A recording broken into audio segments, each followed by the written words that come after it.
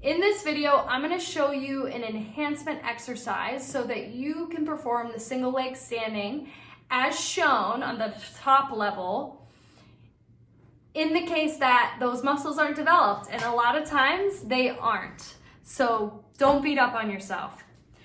You're going to sit, and this is for your hip flexors, so your ability to keep your hip up.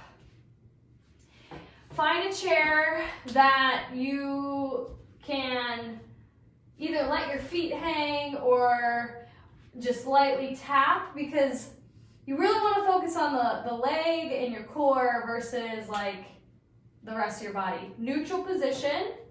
You're going to lift your hips straight up as far as it can before your pelvis tips.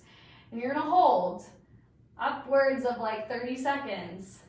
And this is really deep in the groin and it's uncomfortable. And the ability to do this without like pressing down with your foot or using your hands is having the deep core to help you keep a neutral spine. And then after, I'd say if you could do 30 seconds, great, you're going to control that down. From the front, it's really important that you see that my hip's going straight up and it's not going in, it's not going out. Straight up. Ideally, I could do this with my other leg hanging and without leaning back. And then control down. Believe it or not, I couldn't do this until I trained it, because I didn't know about it as an athlete, so I never trained it. So don't beat up if you're don't beat yourself up if you can't do it right away.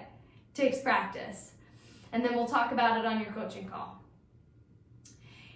Takeaways here are to train this just as you would in the phase 1 exercises.